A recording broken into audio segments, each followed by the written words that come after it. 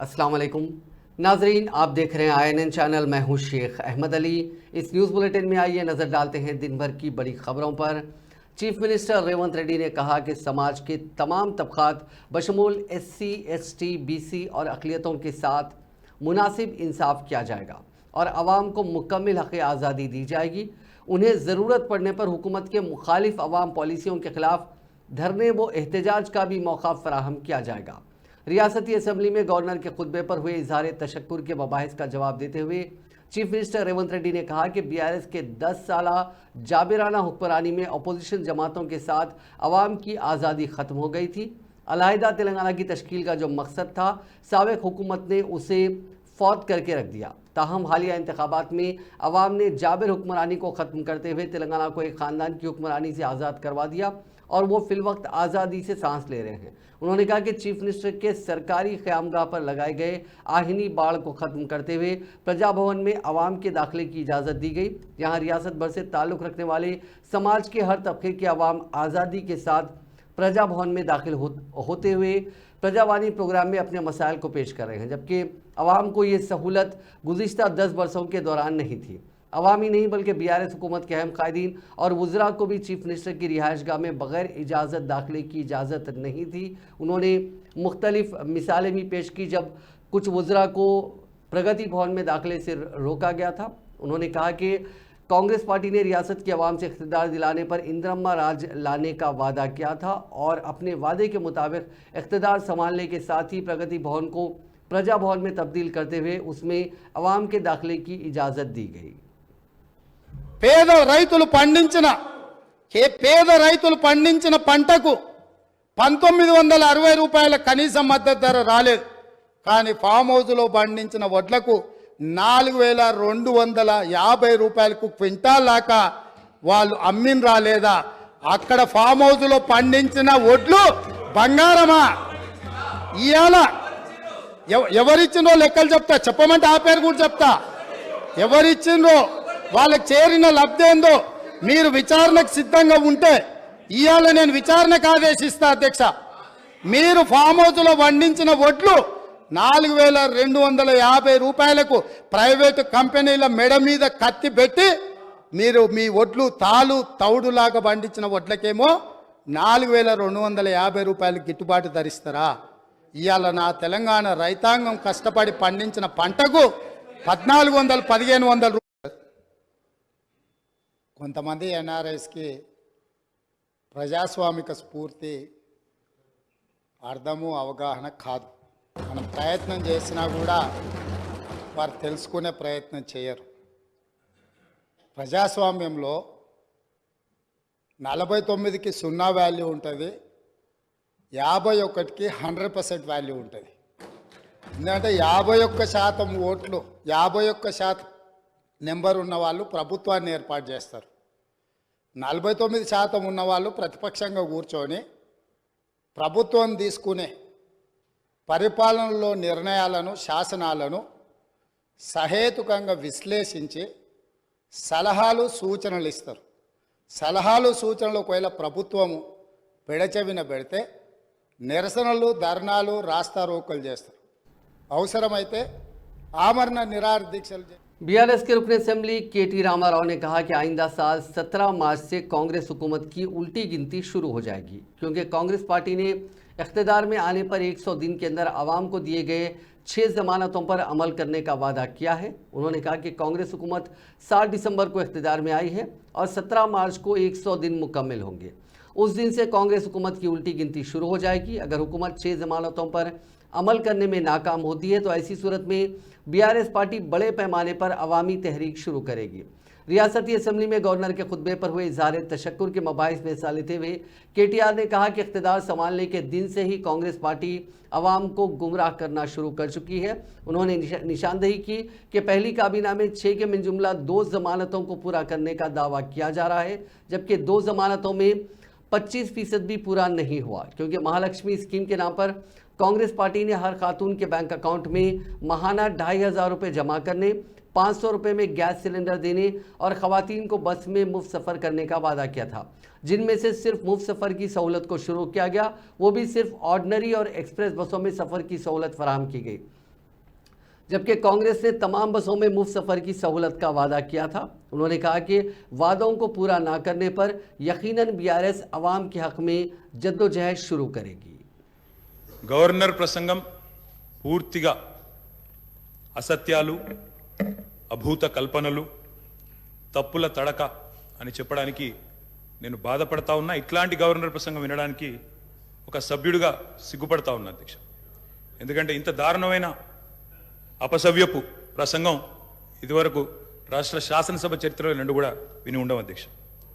ఒక్క మాటలో చెప్పాలంటే అధ్యక్ష, 1000 ఎలుకలు తిన్న పిల్లి కదా తీర్థయాత్రలకు బయలుదేరినట్టు చేయాల్సిన దారుణం అంతా చేసి ఘాతకాలని చేసి చాలా అద్భుతమైన ఉపన్యాసం కేవలం 10 సంవత్సరాలు ప్రభుత్వం నడిపిన వాళ్ళ మీద నెపాన్ని నెట్టే ప్రయత్నం ఏదైతే కాంగ్రెస్ ప్రభుత్వం చేసిందో అధ్యక్ష, దీన్ని నేను పూర్తి స్థాయిలో తూర్పారబడుతున్నాను, తప్పుపడతా ఉన్నాను అధ్యక్ష.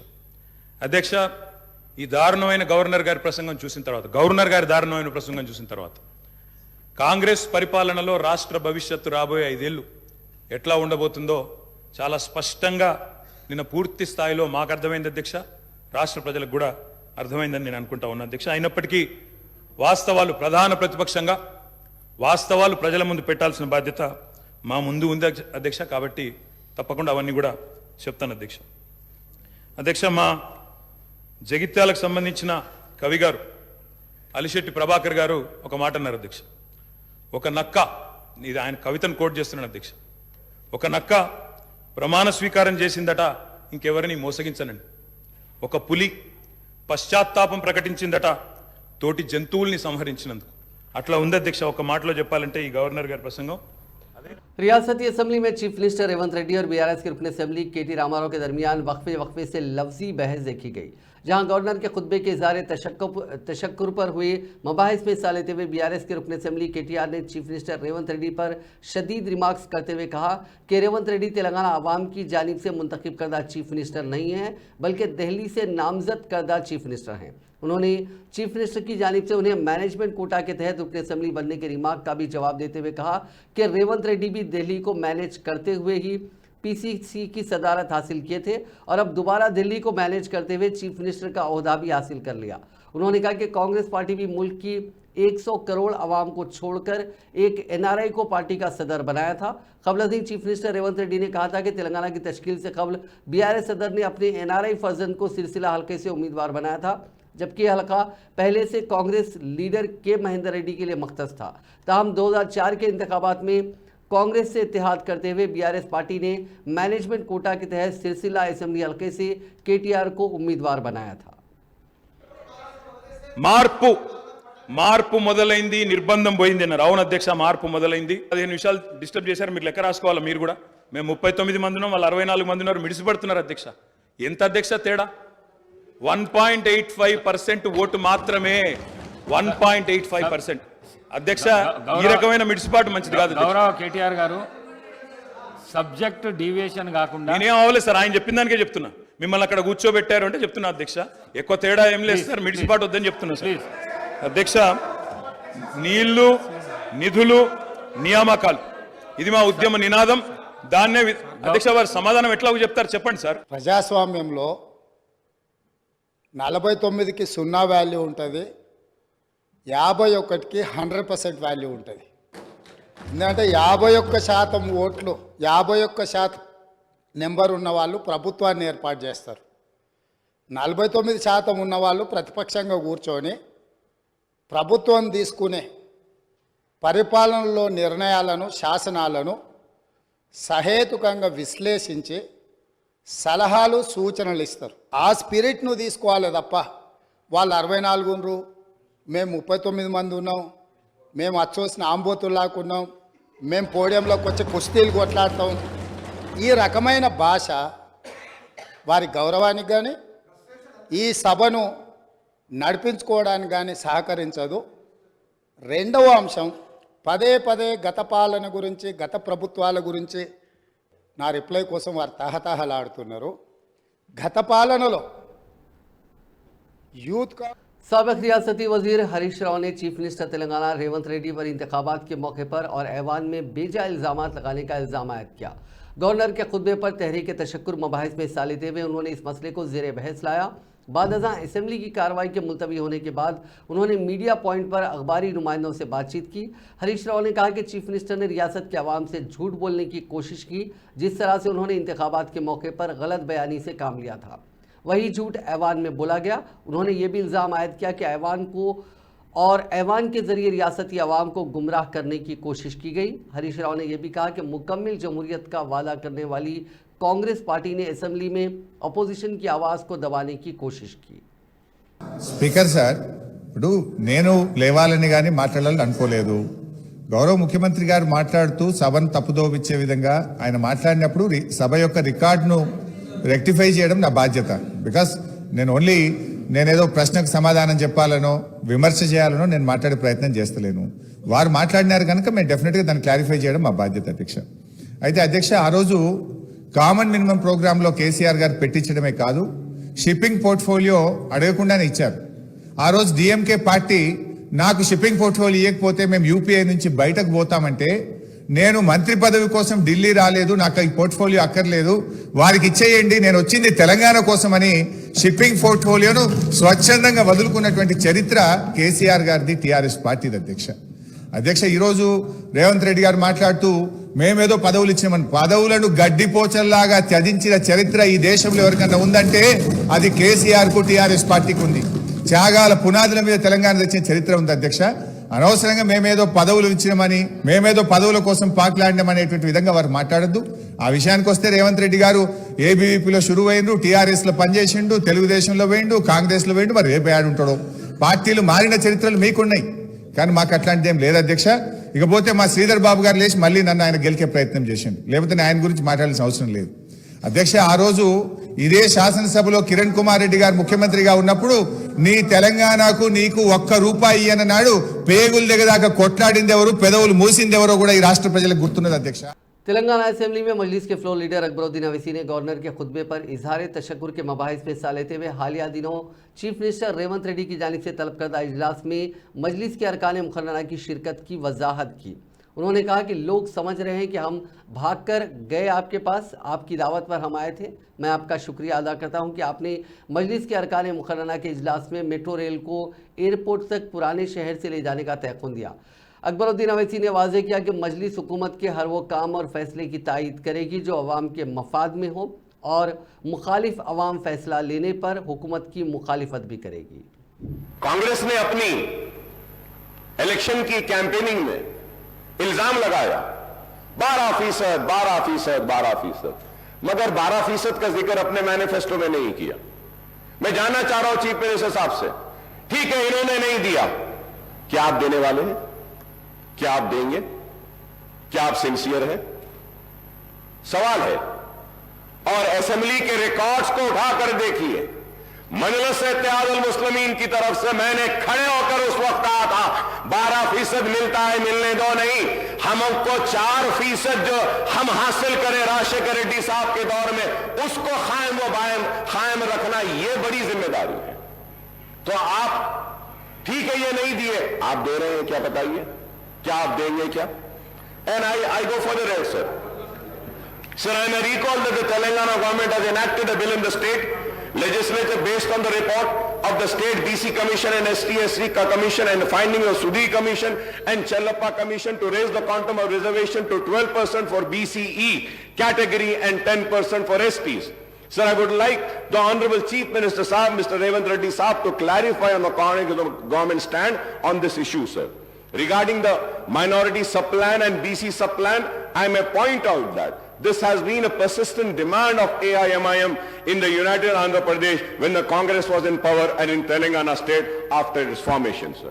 In fact, we had suggested to the Telangana government to enact a legislation on the patterns of Act number 6 of 2022, the AP Minorities Component Outlay Allocation and Utilization of Financial Resources Act 2022 and Act number 13 of 2019, the AP-BC Subplan Planning Allocation and Utilization of Financial Resources Act 2019 for earmarking the funds for minorities and BCs in the state budget, sir. So now our party AIMIM once again reiterates the demand for enacting the two separate legislation, one for the minorities and another for the backward classes, providing for minority component and BC component in Telangana state budget. Congress के रुकन assembly Ram Mohan Reddy ने कहा कि जमहूरियत में हुक्मरान अवाम के खादिम होते हैं। उन्होंने कहा कि बीआरएस के दौरे हुकूमत में किसानों को सिर्फ 10 से 12 घंटे मुफ्त बिजली दी जाती थी। कांग्रेस की मौजूदा हुकूमत किसानों को 24 घंटे मुफ्त बिजली फराहम करने के लिए पुरज़्म है। उनका कहना था कि अजला में शराब की दुकानात को मुकम्मल तौर पर ख़त्म कर दिया जाएगा और बंद स्कूल खोल दिए जाएंगे। उन्होंने गवर्नर के खुतबे पर तहरीक तशक्कुर मुबाहिस में हिस्सा लेते हुए कहा कि अवाम से किए गए वादों को अमली जामा पहनाया जा रहा है। उन्होंने बताया कि रियासत भर में खवातीन को मुफ्त बस की सहूलत फराहम की जा रही है। ప్రాణ త్యాగాలు విద్యార్థుల యొక్క పోరాటాలు 4 కోట్ల ప్రజల ఆకాంక్షతో ఏర్పడిన రాష్ట్రం మనది అధ్యక్ష. అమరుల ఆశయాలను విద్యార్థుల పోరాటాలను పౌర సమాజం ఆకాంక్షలను పరిగణలోకి తీసుకొని పరిపాలన కొనసాగిస్తామని చెప్పి మా ప్రభుత్వం లక్ష్యంగా పెట్టుకోవడం జరిగిందని తెలియజేస్తూ అధ్యక్ష, గాడి తప్పిన ఆర్థిక వ్యవస్థ రాష్ట్ర ప్రభుత్వం దృష్టి సారించడం జరిగింది అధ్యక్ష. అన్ని విభాగాలపైన శ్వేతపత్రం ప్రకటిస్తాం అధ్యక్ష. ప్రజలకు విడుదల చేస్తాం అధ్యక్ష. ఎక్కడ లోపాలు ఉన్నాయో కనిపెట్టే పనిలో ఉన్నాం అధ్యక్ష. కాళేశ్వరం ప్రాజెక్టులో మేడిగడ్డ అన్నారం బ్యారేజీ నిర్మాణంలో నాణ్యత లోపాలు ఉన్నాయి అధ్యక్ష. అవినీతిపై విచారణ చేస్తాం అధ్యక్ష. అదే విధంగా అధ్యక్ష, ధరణి పోర్టల్ అడ్డం పెట్టుకోండి అధ్యక్ష. సాయంత్రం వరకు ధరణి పోర్టల్లో ప్రొహిబిషన్లో ఉండేది అధ్యక్ష. సాయంత్రం ఎవరికైనా డబ్బులు ఇచ్చి అధికారులను మేనేజ్ చేస్తే రాత్రికి రాత్రి అధ్యక్ష ప్రొహిబిషన్ తొలగిపోయింది అధ్యక్ష. మీరు అప్పుడు మా జిల్లా కాంగ్రెస్ పార్టీ అధ్యక్షుడు ఉన్నప్పుడు మేము మన గౌరవ ముఖ్యమంత్రి గారు రేవంత్ రెడ్డి గారు కలిసి మన వికారాబాద్ కలెక్టరేట్ దగ్గరనే మనం పెద్ద ఎత్తున ధర్నా కార్యక్రమం చేసినాం అధ్యక్ష. ఆ రోజే మనం కలెక్టర్ గారికి కూడా స్పష్టంగా చెప్పినాం అధ్యక్ష, ఇది అవినీతి నడుస్తుంది ప్రభుత్వం, మీరు ఈ విధంగా చేయడం పేద ప్రజల. कांग्रेस के रुकने कानून साज काउंसिल टी जीवन रेड्डी ने इल्ज़ाम लगाया कि पालमूरू रंगारेड्डी प्रोजेक्ट पर मौजूदा हुकूमत तवज्जो मरकूज करना चाहती है, जबकि साबिक बीआरएस हुकूमत इस प्रोजेक्ट के सिलसिले में सिर्फ मकतूबात तहरीर करने तक ही महदूद थी। जीवन रेड्डी ने गवर्नर के खुतबे पर तहरीक तशक्कुर मुबाहिस में कानून साज काउंसिल में हिस्सा लेते हुए कहा कि बीआरएस की पेशरफ हुकूमत ने दरियाए कृष्णा के पानी पर तेलंगाना के हक का तहफ़्फ़ुज़ नहीं किया। उन्होंने कहा कि दरियाए कृष्णा के पानी को गैर कानूनी तौर पर मुंतकिल किया जा रहा है। వారికి ఉచిత విద్యుత్ వినియోగం గృహ అవసరాలకు ఇవ్వడం అనేది గొప్ప విషయం అధ్యక్ష. చెప్పండి దయచేసి మీరు 100 రోజుల లోపల దీన్ని అమలు చేస్తారని మీరు ఆల్రెడీ పేర్కొన్న అధ్యక్ష. అట్లాగే ఈ గృహ అవసరాలు 200 యూనిట్లతో పాటుగా ఈ 500 రూపాయలకు సిలిండర్ కల్పిస్తాం అధ్యక్ష. 500 రూపాయల సిలిండర్ ఇస్తామని చెప్పారు అధ్యక్ష. ఇది ప్రతి ఇంటికి ఉపయోగపడేది. కేంద్ర ప్రభుత్వం ఏదైతే ముబ్బడిగా పన్నుల భారం వేసి పెంచేసింది అధ్యక్ష అని చెప్పి అంటున్నాం.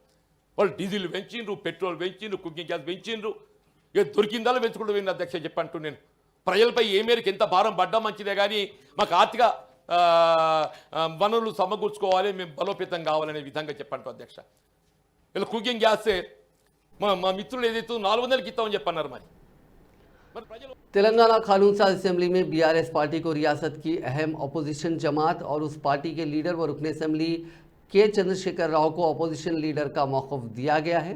आज रियासती असेंबली में स्पीकर गड्डम प्रसाद कुमार ने चौथे दिन ऐवान की कार्रवाई के आगाज़ के बाद इस बात का ऐलान किया कि बीआरएस पार्टी के सेक्रेटरी जनरल की इत्तला पर चंद्रशेखर राव को अपोजिशन लीडर का दर्जा दिया गया है, जिनके ऐवान में 39 अरकान हैं। बादशाह स्पीकर ने गवर्नर के खुतबे पर इजहार तशक्कुर की करारदाद मंजूर करते हुए बहस का आगाज़ किया।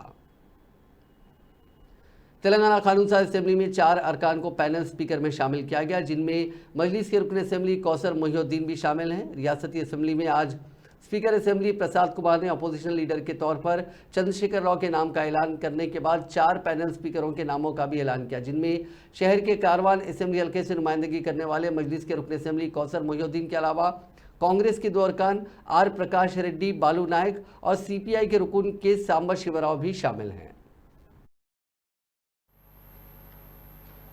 I am to announce to the House that I have nominated the following members to be on the panel of chairman for the first session: Sri Revula Prakash Reddy, Sri Balu Nayak, Sri Kausar Mainuddin, Sri Kunamaneni Sambashivarav. रियासती assembly का इजलास governor के खुतबे पर हुए इजहार तशक्कुर के मबाहिस पर chief minister Revanth Reddy के जवाब के बाद इजहार तशक्कुर की करारदाद को मंजूरी देने के बाद शाम 5:30 बजे 20 दिसंबर तक मुलतवी हो गया। चीफ मिनिस्टर रेवंत रेड्डी के जवाब से अदम इत्मीनान का इजहार करते हुए BRS के अरकान अपनी सीटों से खड़े होकर वजाहती सवालात के लिए मौका फराहम करने का स्पीकर प्रसाद कुमार से दरख्वास्त कर रहे थे। तहम हुक्मरान जमात की जानिब से इस पर शदीद एतराज़ किया गया। ऐवान में अपोजिशन के एहतजाज के दौरान ही स्पीकर ने कार्रवाई को 4 शुंबे तक के लिए मुलतवी कर दिया।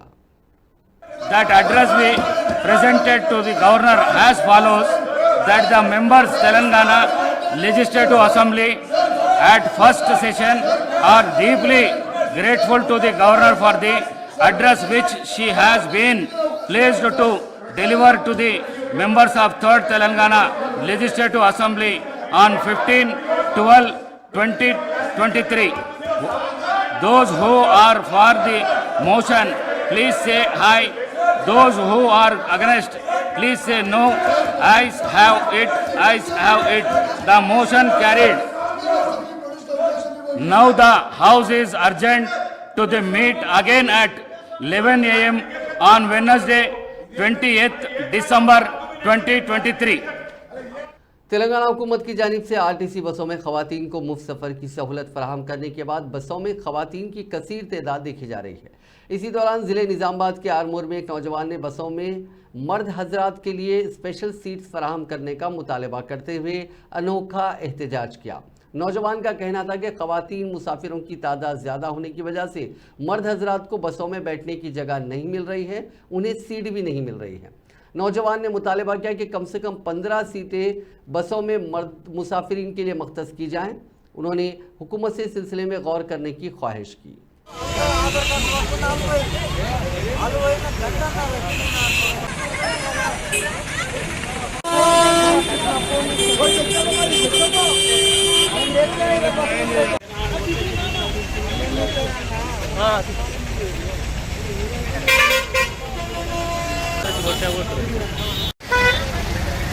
ఐదేళ్ళు నువ్వే మమ్మల్ని ఇచ్చారు, కాకపోతే కొద్దిగా ఇచ్చేయి మమ్మల్ని కూడా.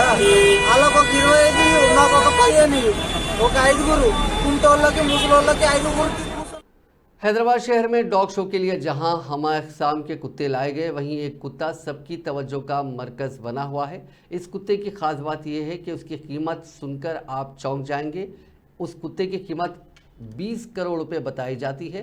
इस कुत्ते का ताल्लुक कॉस्टेशियन शेफर्ड नस्ल से बताया गया, जो शहर के इलाके मियाँपुर में आज नजर आया। कुत्ते को मियाँपुर के क्लिनिक में तिब्बी मायने के लिए लाया गया था। बेंगलुरु से ताल्लुक़ रखने वाली इंडियन डॉग ब्रीडर एसोसिएशन के सदर व फिल्म अदाकार सतीश ने हाल ही में कुत्ता 20 करोड़ रुपए में ख़रीदा। उन्होंने इस कुत्ते का नाम काडाबाम हाइडर रखा है। ये कुत्ता फिल्मों में भी काम करता है। अब तक उसने कई बैनुल अक़वामी मुकाबलों में हिस्सा लेते हुए 32 मेडल्स भी हासिल किए हैं। ये बात कुत्ते के मालिक ने बताई। बस कीमती कुत्ते को हैदराबाद लाने की इत्तला जैसे ही आम हुई, लोग उसे देखने के लिए जमा हो गए और उसके साथ सेल्फियां लेने लगे।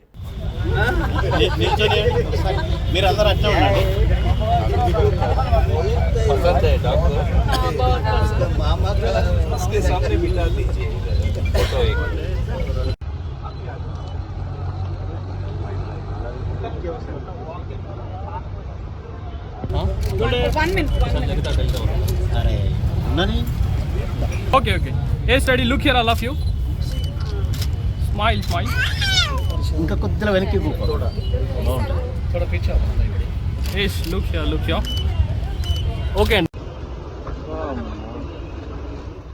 मेडचल मलकाजगिरी के खुतबुल्लापुर में गैर मजाज इमारतों के इंहदाम से कशीदगी फैल गई। रेवेन्यू और पुलिस के अहदेदार आज देवेंद्र नगर और बालया बस्ती पहुंचे, जहां उन्होंने गैर मजाज इमारतों को मुनहदिम करने की कोशिशें शुरू कर दी। ताहम मकामी अफराद ने JCB के ज़रिए उनके मकानात को मुनहदिम करने की कोशिशों की शदीद मुखालिफत की और इस कार्रवाई को नामुनासिब करार दिया। मकामी अफराद के एहतजाज से हालात कशीदा हो गए। पुलिस ने बाज़ एहतजाजियों को गिरफ्तार कर लिया, क्योंकि उन अफराद ने अपने जिस्म पर मिट्टी का तेल डालकर आग लगाने की कोशिश की थी। पुलिस ने इस वाक़े का कवरेज करने के लिए पहुंचे मीडिया के नुमाइंदों से भी नामुनासिब सलूक किया। पुलिस ने मीडिया के बाज़ अफराद के फ़ोन्स भी छीन लिए। इसी दौरान गजुला रामावम इलाके में हफ्ते को सुबह उस वक्त कुछ देर के लिए हल्की कशीदगी पैदा हो गई जब हुक्काम ने मुबैना गैर मजाज ढांचों का इंहदाम शुरू किया। पुलिस के मुताबिक महकमे माल के हुक्काम ने पुलिस से रुजू होते हुए रिहायशी ढांचे को मुनहदिम करने के लिए प्रोटेक्शन फराहम करने की ख्वाहिश की थी, जो देवेंद्र नगर और कीसर नगर में तामीर किए जा रहे हैं। पूरा मिट को लगाना है।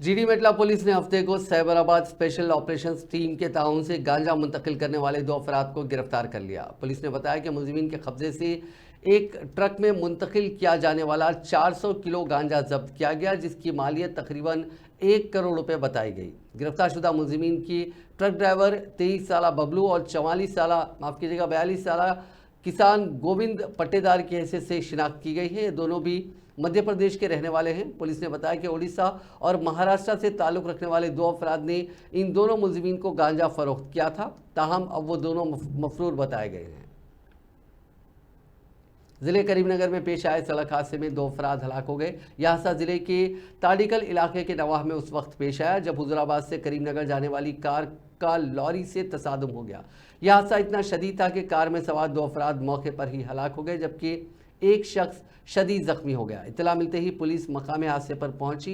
कार के हिस्सों को जेसीबी की मदद से काटते हुए लाशों को निकाला गया और जख्मी शख्स को इलाज के लिए अस्पताल मुंतकिल कर दिया गया। घर में चोरी की कोशिश के दौरान अचानक घर के मालिक के आ जाने के बाद पकड़े जाने के खौफ से तालाब में छलांग लगाते हुए तालाब के दरमियान पत्थर पर बैठ जाने वाला चोर को काफ़ी कोशिशों के बाद पकड़ने में कामयाबी हासिल कर ली गई। यह अजीबोगरीब वाक़या हैदराबाद के सूराराम पुलिस स्टेशन के हुदूद में कल पेश आया। मकान मालिक की जानिब से इस बात की इत्तला पुलिस को दी गई, जिसने चोर का ताक़ुब किया, ताहम वो तालाब में कूद गया और तालाब के दरमियान पत्थर पर जा बैठा। पुलिस ने रात देर गए तक उसको बाहर निकालने की काफ़ी कोशिशें की, जो लाहासिल रही। उसने कहा कि वज़ीर आला रेवंत रेड्डी और साबिक़ वज़ीर आला चंद्रशेखर राव के वहां पहुंचने पर ही वो तालाब से बाहर आएगा। बिलाखिर रात देर गए उसने पुलिस से बचते हुए तारीकी का फ़ायदा उठाकर तालाब से बाहर निकलने में कामयाबी हासिल की, ताहम मकामी अफराद ने उसको पकड़ लिया और पुलिस के हवाले कर दिया।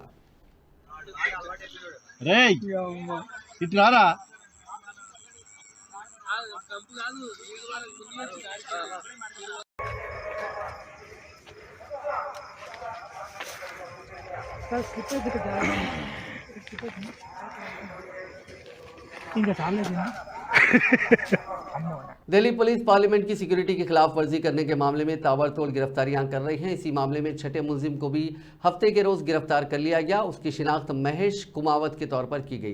दिल्ली पुलिस के अफसरान ने इसकी तस्दीक करते हुए कहा कि महेश भी पूरी साजिश का हिस्सा था। गिरफ्तारी घंटों की पूछगछ के बाद अमल में आई। वहीं कांग्रेस के कायदीन मल्लिकार्जुन खड़गे और राहुल गांधी ने इस पूरे मामले को लेकर मरकजी हुकूमत को शदीद तनकीद का निशाना बनाया। ये जो है सिक्योरिटी जो ब्रीच हो गई है, ये गंभीर मामला है और इस पे सरकार ध्यान देना चाहिए। और पार्लियामेंट में बार बार ये कह रहे हैं कि होम मिनिस्टर आकर स्टेटमेंट दे, लेकिन होम मिनिस्टर वहाँ सुरक्षा ब्रीच हुई है। हाँ। वो है, बट क्यों हुई? जो देश में सबसे बड़ा मुद्दा है बेरोजगारी का मुद्दा, जो पूरे देश में उबल रहा है, मोदी जी की पॉलिसीज के कारण हिंदुस्तान के युवाओं को रोजगार नहीं मिल रहा। तो ब्रीच जरूर हुई है, बट इसके पीछे कारण बेरोजगारी है और महंगाई है। धन्यवाद। नाज़रीन, इस न्यूज़ बुलेटिन में बस इतना ही। आप देखते रहिए INN चैनल।